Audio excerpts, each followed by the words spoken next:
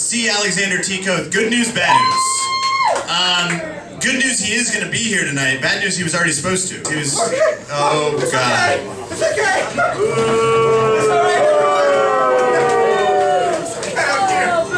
know you guys missed me. Why do you look like a reject from Saturday Night Fever? On roller skates. Oh, you'd like it if you had the only time machine, wouldn't you? When I found out a time machine had been developed, I copied the design, and I took it to Dr. Zanington's accident-prone fifth evil clone, Dr. Sprainington. He modified the design into these stylish skates that you see here, which he said will greatly reduce risk of injury while traveling through time, and greatly increase risk of injury while wearing roller skates. You didn't really think that through then, did you? No, I didn't. Where is Dr. Zanington? I'd love to rub this in his stupid face. I don't know how to tell you this. Dr. Zanington died a few minutes ago, before the show started. Oh. Okay, I mean, how'd he die? Space Cobra. Oh, yeah. He owed that guy a lot of money. No matter. I'm here to tell you all an important message about the future! Is that where you just were? What? No, of course not. I was in the 1970s. What? Whatever. Get off the stage. Only an idiot would go forward in time to learn about the future? I mean, am I right?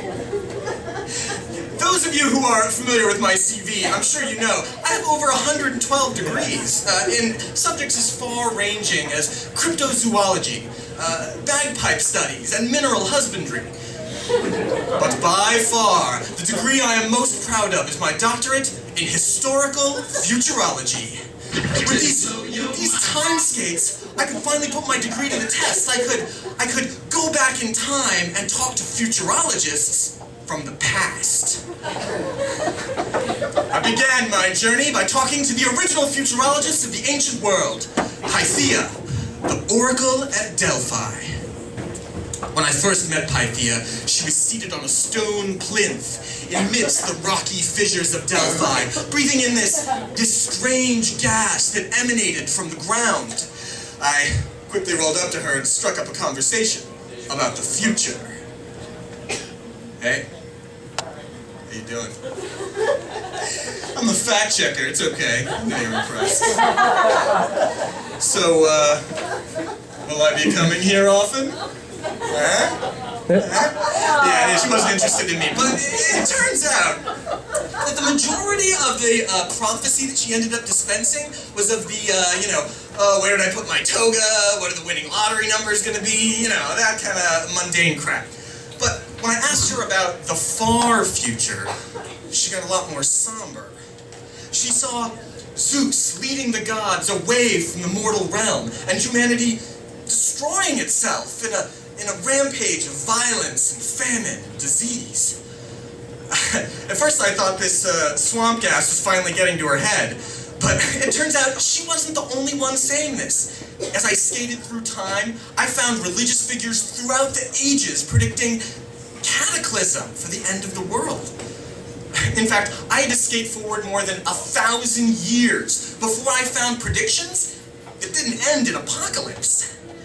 I arrived in the 16th century during the scientific revolution, advances in science occurring all around us. To find out what that meant for humanity's future, I turned to Sir Francis Bacon, developer of the scientific method and writer of science fiction. After we played a quick game of 6 Degrees of Francis Bacon, which I won, he explained to me that we were making all these advances in science and that it was lifting humanity's spirits. There was this feeling that we could do anything, we could overcome any obstacle as a species if only we put enough work into it, if we were creative and ingenious enough. But the really extraordinary thing to me is that for once, these predictions about the future were being made not just by religious figures, but by science fiction writers. Now, some of you may not know, I'm a huge fan of science fiction, and I know that today's science fiction, not so uplifting. I needed someone to explain to me why the frick this was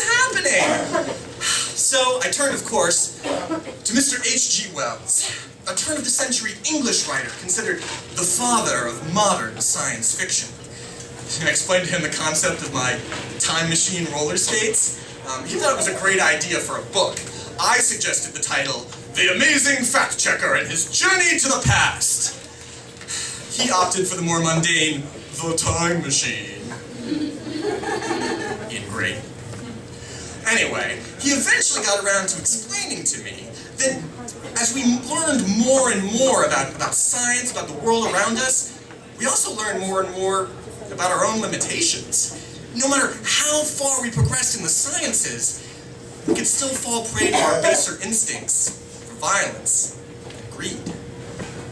But Wells was a hopeful guy, and he hoped that eventually we would be turning not to writers, but to scientists to tell us about the future. I wanted to test his theory. So I time traveled to the 1970s to find the most respected group of scientists that I could. I gotta admit, I kinda liked the 1970s. I mean, my time skates were finally in fashion. I wanted to fit in, so I bought this snazzy suit. I know, it's okay to be jealous. And I turned to NASA, at the time full of the world's most respected scientists. To my surprise, they were willing to put down their slide rules and pocket protectors to proudly proclaim to me, with absolute certainty, that we were going to have permanent space colonies with civilian travel by the year 2000. Stupid frickin' geniuses. I was disgusted. I was so discouraged, I just came back here. I didn't know what else to do. I mean, this was a rough trip. I didn't just skate through it. I did skate through. I mean, literally I skated. The point is, I learned something on this trip. I learned that whether we're looking to religion, to literature, or to science, in the past 3,000 years, our ability to predict the future still sucks. It sucks. We're terrible at it. We're just freaking guessing. We have no clue what's going on. So you want my prediction? I predict that everything you hear tonight at this show, let's call it, is going to be a complete waste of your time. Now, if you'll excuse me, I gotta roll.